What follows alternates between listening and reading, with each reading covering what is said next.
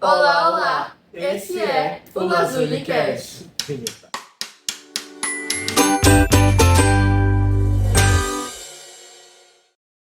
Bom, pessoal, hoje estamos aqui com a psicóloga da escola, a Sara Ravene. Seja muito bem-vinda.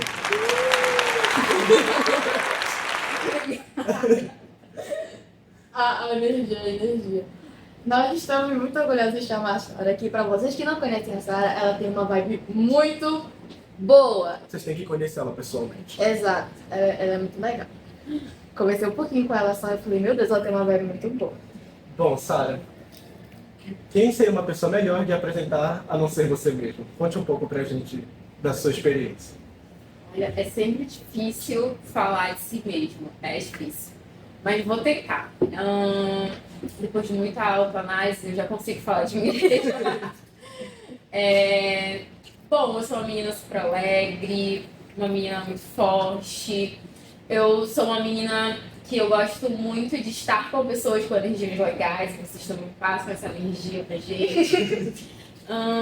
Tenho 25 anos, sou canceriana, mas assim, eu acho que as coisas do meu signo não batem muito comigo não, né? Acho que tem alguma coisa errada. E acho que é isso. Bom, Sara, para começar, a nossa primeira pergunta, o que é a psicologia e como que a gente trabalha a psicologia no ambiente escolar? A psicologia, ela é uma ciência que ela estuda os processos mentais, comportamentais do indivíduo, ela estuda a psique, que é a mente. É a forma como o ser humano lida em diversos contextos, a forma como ele processa e responde a seu emocional, as suas questões cognitivas. E é muito legal a psicologia no âmbito escolar, que a gente vai juntar tudo isso e trabalhar como esse indivíduo, como esse aluno permeia o contexto escolar. A gente vai trabalhar as habilidades socioemocionais, a gente faz um trabalho de escuta, a gente faz um trabalho de avaliações em questões de aprendizagens, né, transtornos. E aí entra a questão da inclusão, que é um trabalho lindo que acontece também na escola. E o papel do psicólogo é fundamental também. Falando de escola, foi ontem, não sei se eu me recordo, teve o evento do Setembro Amarelo aqui na escola. Poderia falar um pouco? Sim, o Setembro Amarelo é uma campanha mundial, né? E eu acho uma campanha super linda também, que é a prevenção ao suicídio. E hoje em dia, falar sobre o Setembro Amarelo me dá muito orgulho.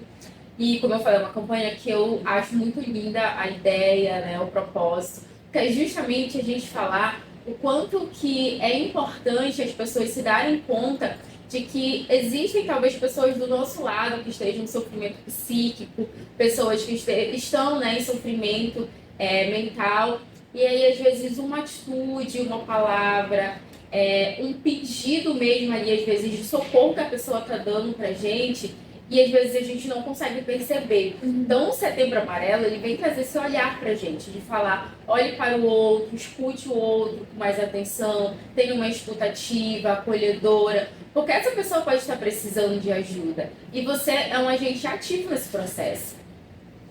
Digamos que tu veio a caráter hoje. Exato. Você tem só 25 anos, vocês já viram. Quanto tempo você atua na área de psicologia? Bom, eu me formei em 2020, final de 2020.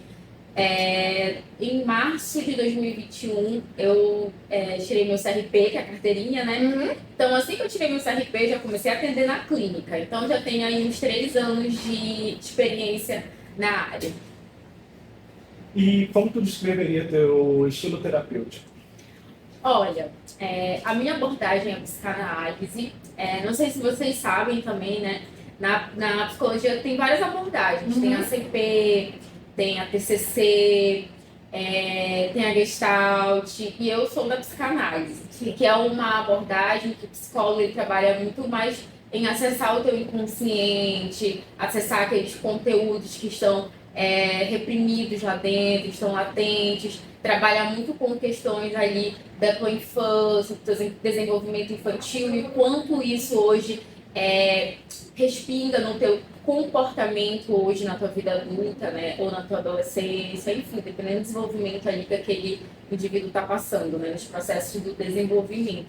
Então, a psicanálise ela tem esse olhar, é um pouco mais longo também quando se fala de clínica, mas aqui na escola a gente precisa trabalhar com algo mais breve, né? A gente precisa trabalhar com algo. Por exemplo, a psicanálise já não funciona muito aqui. Se eu for, não dá para realizar com a abordagem da psicanálise. Então a gente precisa realmente trabalhar com algo mais breve, com aquela escuta, com aquele acolhimento, que é o propósito também da psicologia escolar. Assim, qual que é o seu panorama geral sobre o bem-estar emocional e comportamental dos nossos alunos aqui da escola? Bom, a gente vem de uma pós-pandemia, né? E eu falo que ninguém saiu ileso, assim, dessa pandemia. Existe a pessoa antes e depois da pandemia. Porque muitas pessoas, e eu vejo que os alunos também aqui, eles vêm com uma carga emocional de muita ansiedade, às vezes de algumas obsessões, de comportamentos mesmo obsessivos, repetitivos e dificuldades de relações interpessoais também. E a gente vê muito isso como uma consequência também da pandemia, porque a gente passou muito tempo, né, exclusão social, a gente passou muito tempo ali com medo, com ansiedade, era algo que era desconhecido. Então eu vejo que isso respingou muito nos alunos. Eu vejo hoje em dia muita dificuldade de se relacionar com o outro, de saber desenvolver habilidades sociais, de habilidades para a vida, recursos de enfrentamento, de relações interpessoais. Então eu vejo que hoje é a nossa maior demanda. E como já citado anteriormente, sobre eventos aqui na escola, já teve algum evento ou tendências que tu gostaria de compartilhar com a gente, que ocorreu aqui na escola? Olha, a gente tem muitos projetos legais aqui na escola. A gente está com o projeto Escola Viva, que é um projeto que tem muitas ações, né, que visam realmente trazer esse ambiente da escola, um ambiente seguro. A gente sabe que se o nosso aluno não se sente seguro no ambiente escolar, e quando eu falo de segurança, eu falo de segurança psicológica, eu falo de segurança mesmo, né? Falando sobre bullying, sobre comportamentos indisciplinares. Então, se a gente não tem um ambiente seguro, vai ser difícil desenvolver também uma aprendizagem saudável, uma aprendizagem positiva para esse aluno. Então, a gente veio com esse projeto da Escola Viva justamente para trazer um ambiente mais harmonioso, trabalhar a saúde mental.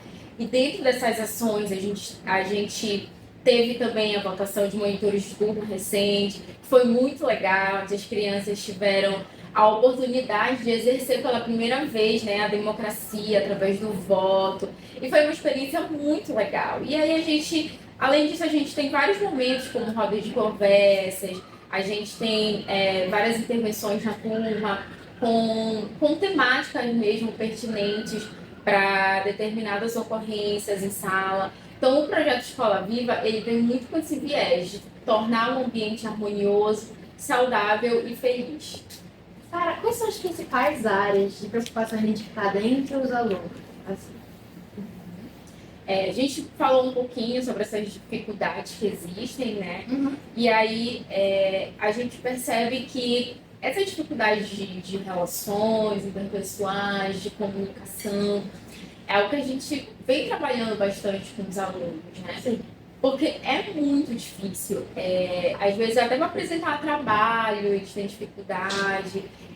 Às vezes, de explicar, verbalizar algumas experiências, a gente percebe essas dificuldades. Então, a gente vem trabalhando realmente essas habilidades socioemocionais e habilidades para a vida, porque não é também só aprender a matemática e o português, mas é aprender a lidar com as frustrações, lidar com as adversidades, porque saúde mental é isso. Saúde mental não é só a ausência de transtornos mentais.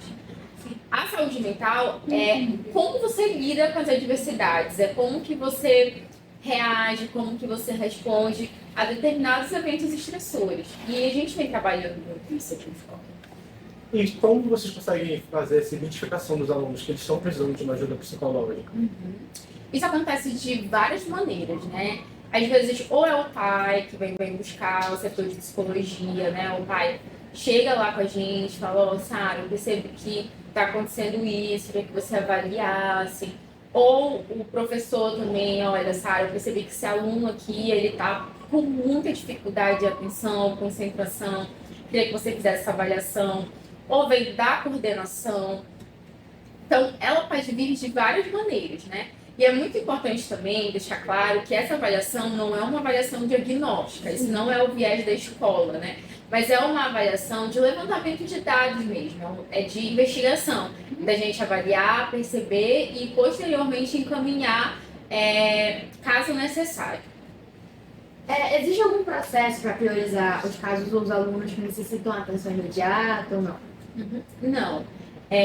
No setor de psicologia, aquele espaço do setor de psicologia é para os alunos. Então, eles podem sempre ir lá quando precisarem de uma escuta, de um acolhimento. Se eles precisarem conversar, o espaço é deles. Eles podem procurar, independente da demanda, né? E aí, quando a gente fala de avaliações, que vocês acabaram de perguntar como chega, né?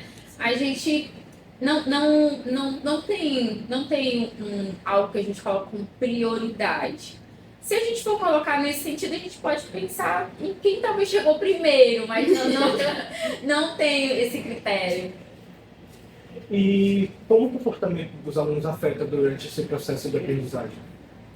Muito, né? Existem muitos fatores que é necessário a gente observar e analisar, que vai se influenciar muito na aprendizagem, né? Porque, como eu falei, existem, às vezes, vários eventos estressores que podem estar trazendo isso também para o aluno.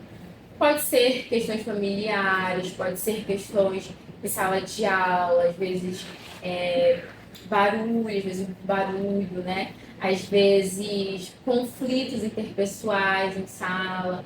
Então, a gente percebe que existe hoje vários fatores que a gente percebe que pode estar desencadeando uma dificuldade. E é até interessante porque, às vezes, a gente pensa que tudo é um transtorno mental. Aquele aluno está com uma dificuldade ali de atenção, de concentração, ele tem TDAH. Aquele aluno, ele apresenta isso e aquilo outro. Ele precisa de uma avaliação para diagnosticar. Então, eu vejo que hoje isso é uma angústia muitas vezes dos pais mesmo. Eu acho que meu filho tem possível laudo. E aí a gente precisa ter esse olhar para a gente não sair laudando todo mundo, né? A gente precisa ter esse cuidado, porque eu vejo que as pessoas querem patologizar tudo hoje em dia. E não é bem assim, né? E às vezes a criança, ela às vezes está passando por um processo de um humor mais deprimido, às vezes um processo de melancolia. E aí precisa de uma escuta, de um acompanhamento psicológico. E aí isso pode estar influenciando na aprendizagem. Às vezes não é uma questão de transtorno mental. Às vezes é uma questão emocional mesmo. E aí se a gente cuidar e acompanhar ela consegue se desenvolver de uma forma livre. Já houve casos que os pais tentaram por força conseguir um diagnóstico seu e a criança realmente não teve nenhum problema? Sim, já. Não aqui na escola, né? Já aconteceu, assim, em outros espaços de trabalho, assim, de uma mãe, né, ter chegado e queria que eu desse um laudo de deficiência intelectual para que ela conseguisse se aposentar e, consequentemente, usufruir do dinheiro da filha, né? Meu Deus. Só que ela não tinha, né? Sim, ela tinha uma dificuldade, possivelmente um TDAH, mas não uma deficiência intelectual que pudesse ser emitido esse laudo. E voltando para onde você estava falando, tem alguns recursos ou programas adicionais que estão disponíveis para ajudar tanto os alunos como as outras pessoas que têm problemas ou algo do tipo? Você fala com escola? Sim. A gente tem a Lecto, que é um programa socioemocional que trabalha habilidades socioemocionais das crianças, que é uma plataforma que os professores daqui da escola ministram desde os anos iniciais até os anos finais. E o legal dessa plataforma é que ela consegue te dar um embasamento do menino desde o ano inicial dele até quando ele chegar no ensino médio, um relatório de possíveis déficits, de possíveis potencialidades. Ela te dá um histórico depois desse aluno de todas as habilidades socioemocionais que ele aprendeu. Faz todo o mapeamento. Sim, a gente tem o APA também agora, que é novo, é um programa novo na escola, a gente está engatilhando com ele, que é o APA, que é o Ambiente Positivo de Aprendizagem, que é justamente isso que eu estava falando, sobre o menino se sentir seguro na escola e se sentir confortável para aprender. Saber que aqui ele tem uma rede de apoio caso ele precise, em questão de segurança mesmo, né? Eu estou falando sobre bullying, sobre comportamentos de violência. Então, se acontecer alguma coisa na escola, a gente ter protocolos para saber orientar ou encaminhar esse menino e poder ajudar também. Então, a gente tem a Lecto, a gente tem o APA, né? E aí todas essas plataformas, meu Deus, quase sai. Essas plataformas, elas vêm assistir a gente com esse olhar. Sim, sim. Conseguiu? Tá bom. Saindo já dessas perguntas mais profissionais, agora a gente quer saber um pouquinho da Sara. Um pouquinho perguntas pessoais.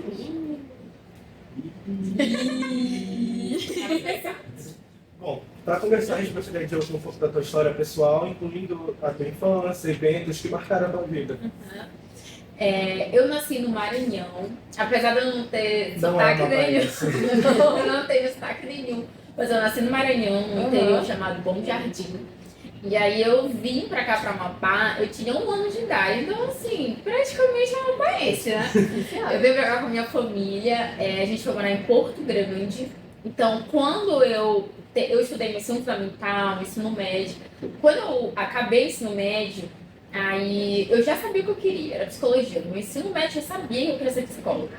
E aí eu tive que vir para Macapá para estudar, porque lá em Porto Grande não tinha faculdade. Então eu vim para cá, para Macapá. Eu lembro que eu dividi apartamento com as minhas melhores amigas. Sabe aquele sonho de infância? Sim. Ai, como eram minhas melhores amigas? Eu realizei, tá? Uma das sortudas. Sim. E aí a gente veio morar, e assim, eu deixei 17 anos, eu nem era de maior. E aí eu vim morar pra cá, foi bem difícil, porque eu era nova, eu vinha do interior, Castelo de Minas do interior.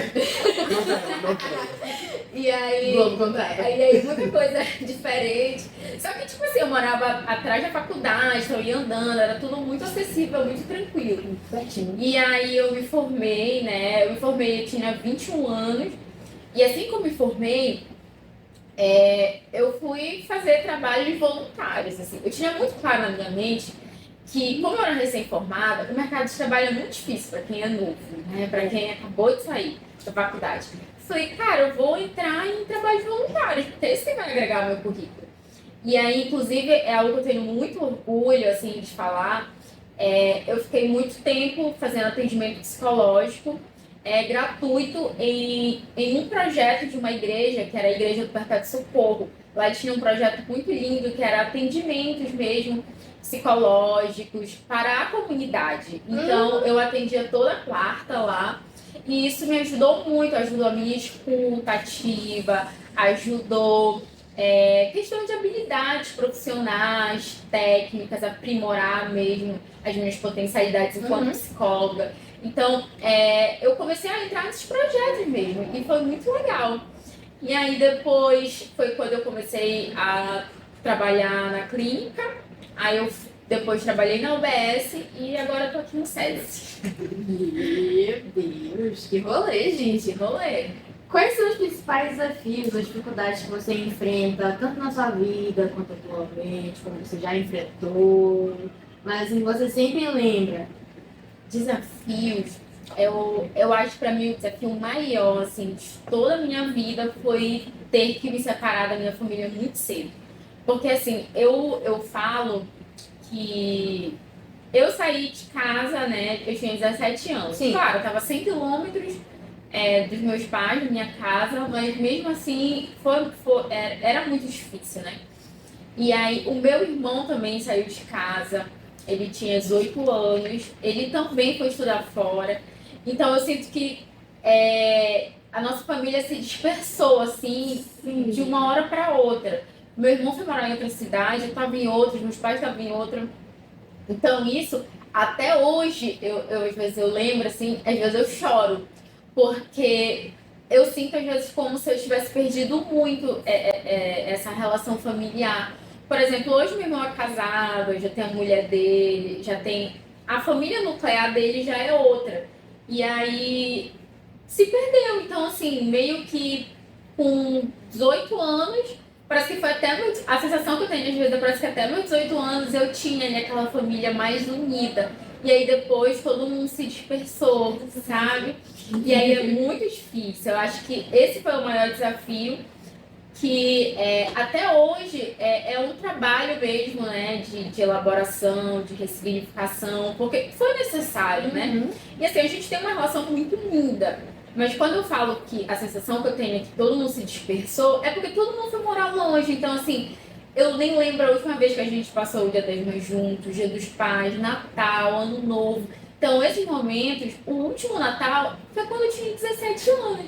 Então, pra mim, isso foi o processo mais difícil, mas que foi necessário. Digamos que o processo de crescer, virar adulto. Sim, Você já teve algum dia que você se juntou com eles ou não? já. Continuam dispersos? Já. E a gente se separou, eu tinha 17, ele tinha 18. Desculpa, eu tinha 17, mas ele saiu com 18, só que eu sou um ano mais velho que ele. E aí, depois de todo esse tempo, a única vez que a gente se juntou, nós quatro, né, da família, foi o casamento dele, que foi em julho desse ano. E olha o tempo, depois de 4 anos, eu acho, quase 5 anos, Mais uma Copa. a gente conseguiu se juntar.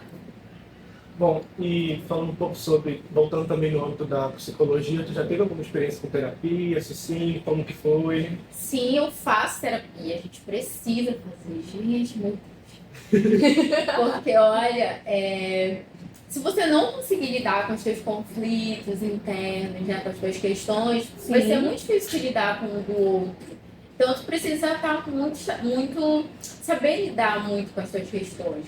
E vamos pensar, né? Se daqui a pouco entra um paciente ali comigo e começa a me contar coisas da infância, de momentos que foram dolorosos.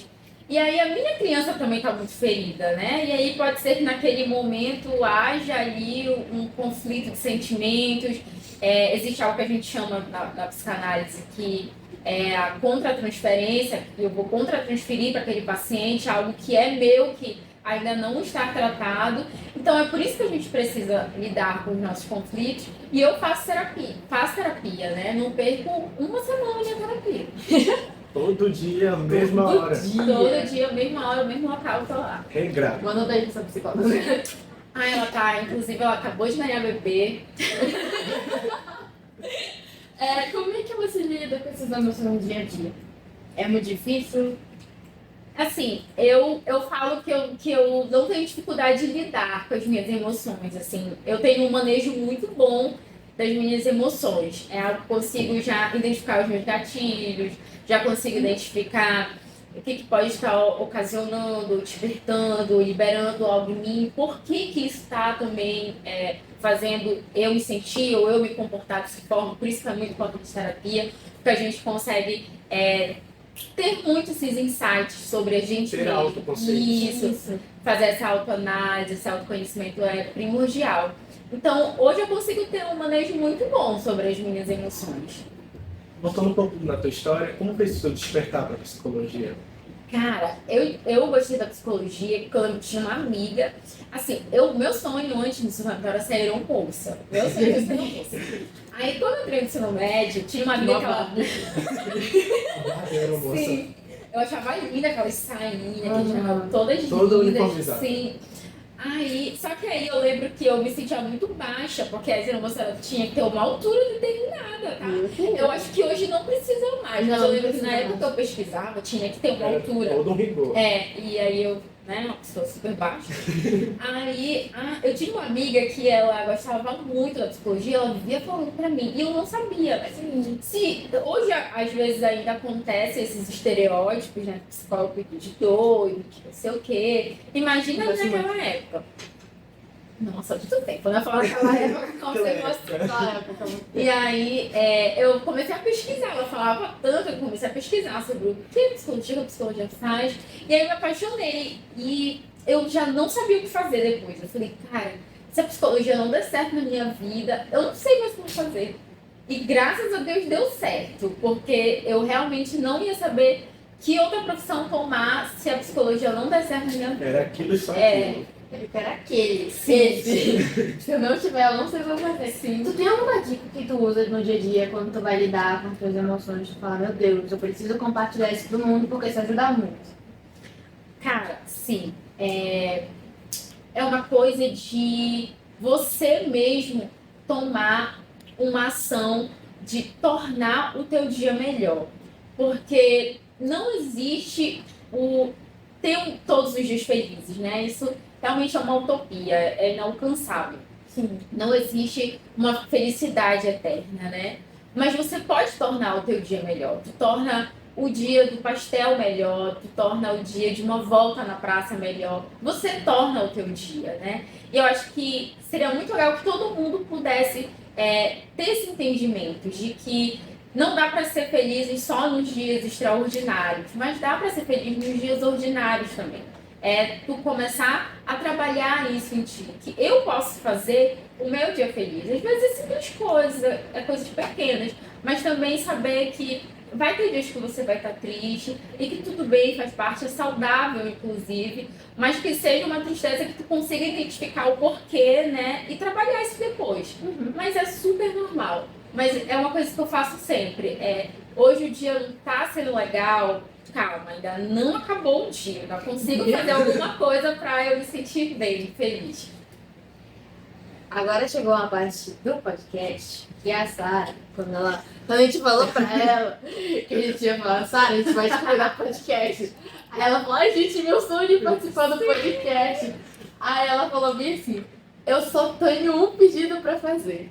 Ela queria muito que tivesse um bate-bola. E atendendo aos pedidos, vamos Bruno pro nosso bate-bola. Aí o cara aquele somzinho assim, Dá bom. João Vitor do futuro. Agiliza a inscrição. Tá, Quer vamos lá. começar? Tá, uma Tá. turma ali. Uma... Sara, uma cor. Rosa.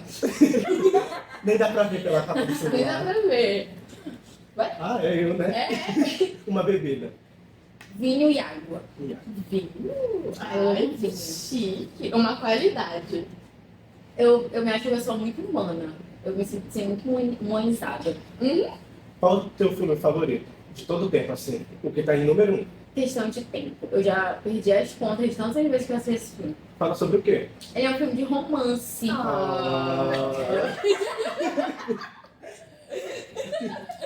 Sara, se tu pudesse viajar pra qualquer lugar no mundo agora, pra onde teria? Ai, meu Deus, que difícil é essa?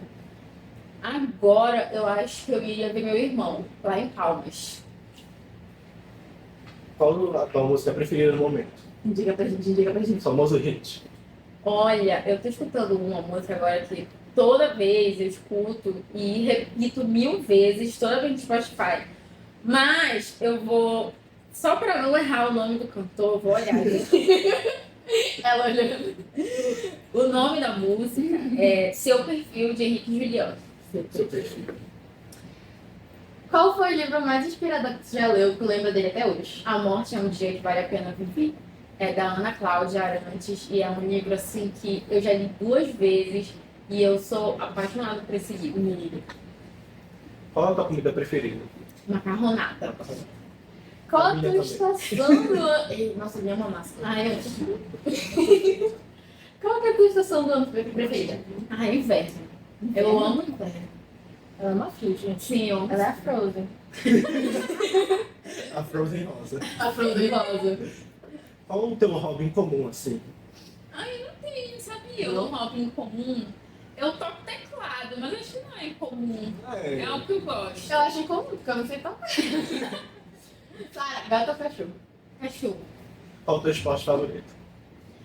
Então tá aí, eu não tenho esporte, mas Não se eu pratico. fosse escolher, seria vôlei. Mas eu não pratico. Se você pudesse encontrar qualquer pessoa viva ou morta, seja ela famosa ou não famosa, quem seria? Ah, eu queria encontrar um amigo meu, qual eu recente. Porque pra mim é inacreditável. Assim. Até Sim. hoje, pra mim, eu não acredito que ele morreu. E mudando um pouco, qual o teu objetivo pessoal para esse ano? Olha,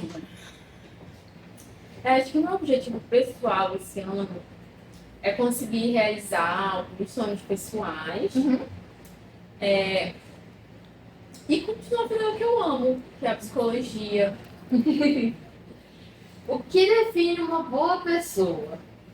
Pra Pra você. mim, o que define uma boa pessoa é alguém que tenta pelo menos exercer a empatia todos os dias, porque é muito difícil a gente realizar. Não seja empático. É muito difícil a gente ser empático, né? A gente fala muito, mas é difícil. Mas alguém que tente todos os dias ser gentil, uma pessoa humana, uma pessoa simples, uma pessoa que gosta de ajudar o próximo. Isso pra mim é assim, uma boa pessoa. Qual o teu maior sonho?